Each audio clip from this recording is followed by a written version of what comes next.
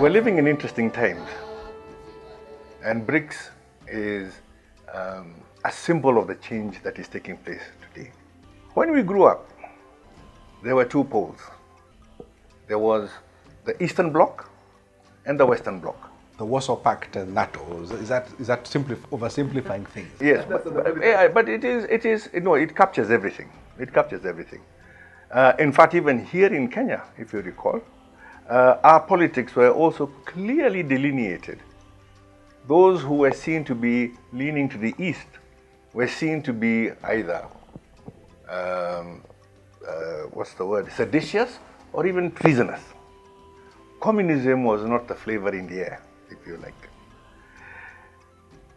So despite our pretense of being free, we who were in the so-called free world were in the tight grip of Western institutions. Many of us, of course, will recall the structural adjustment programs. Do you recall those? IMF programs. IMF program. Yes. Yes. On Christmas Day in 1991, the sickle and hammer, the flag that was used by the USSR, went down over the Kremlin for the last time. So for Gorbachev, the president then, Mikhail Gorbachev, for all his perestroika and glasnost, he had given away a union. He gave away the USSR. He gave away that union. And a bipolar world became a unipolar world. So, Led by America. Led by America. And so therefore, according to, I think it was David Fukuyama, he wrote a book and said, the end of history, or something like that. And so, peace and goodwill to all men, women, and in between, reigned all over the earth. Peace had come. Not so fast, not so fast. Because in 1991, the Gulf War broke out. In 1992, our neighbor Somalia was invaded. In that same year, 1992, Yugoslavia was balkanized. Balkanized into what? Broken up into the constituent states. Yes. And in 1994, Haiti, the very one that we were going to defend, at least our military, was also invaded by America. So, soul hegemony became soul destroying. The unitary moment seems to have unleashed a new terror. In actual fact, they called it the war on terror. Yeah, Afghanistan happened. Yes. China was admitted that same year, 2001, December, to the World Trade Organization, and the world changed again.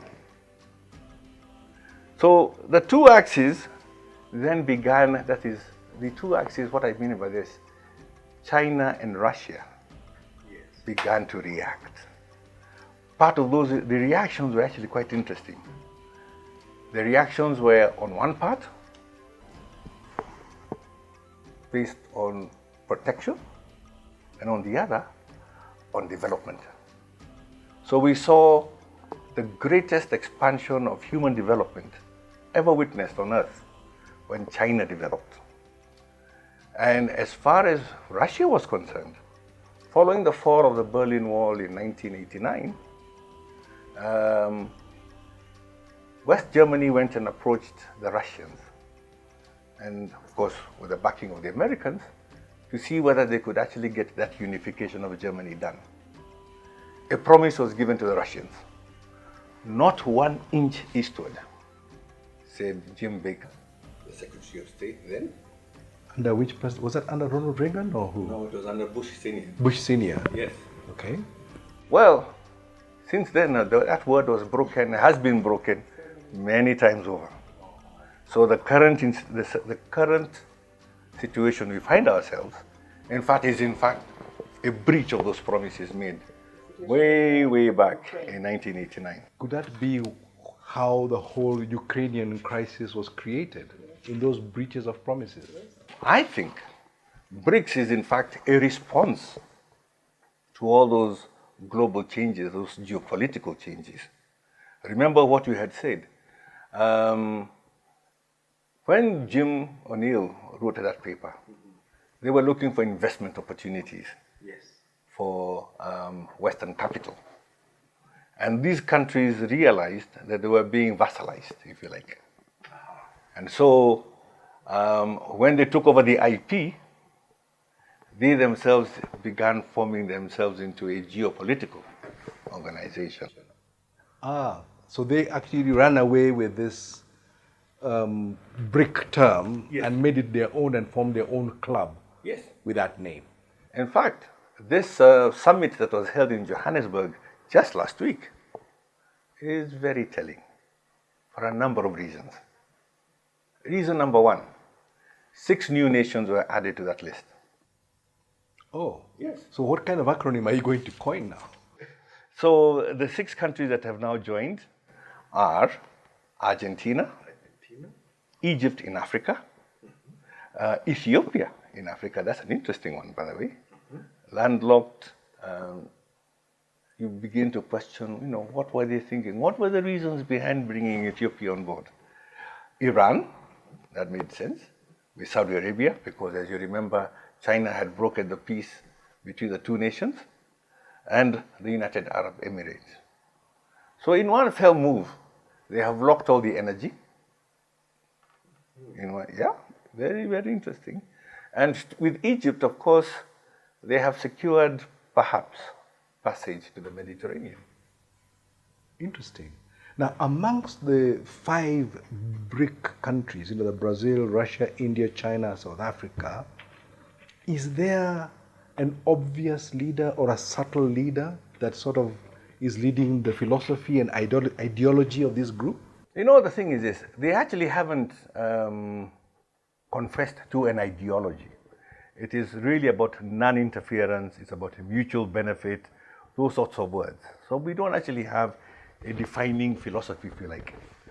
But if I asked your question, I thought you said that this is a response of the largest growing economies to the evolving unipolar world, and they're saying, hang on, there has to be some sort of balance. So it seems to be an alliance of countries that are not part of the Western influence forming an alternative sphere of influence.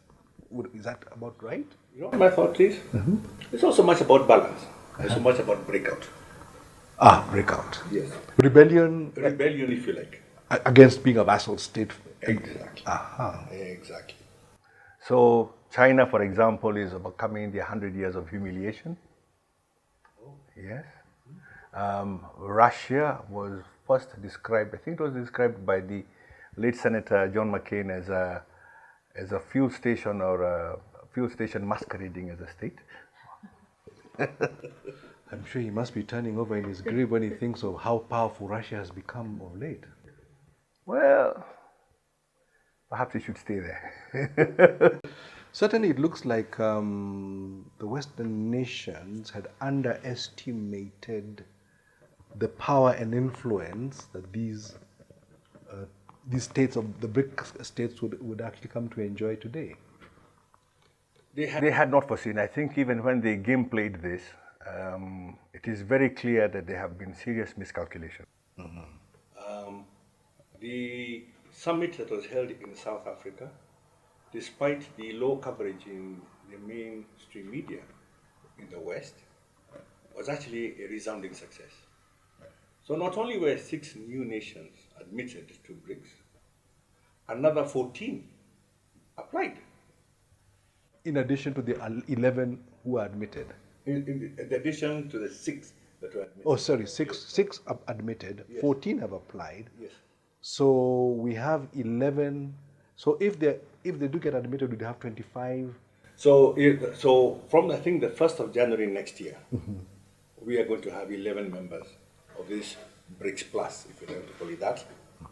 And there are another 14 nations that have also applied.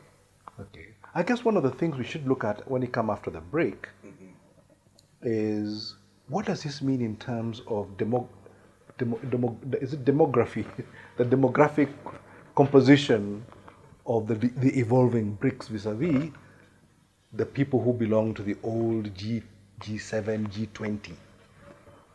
Might be something interesting to explore. Indeed. Ikaona mbuye watu, wakuti kwa dole mfere.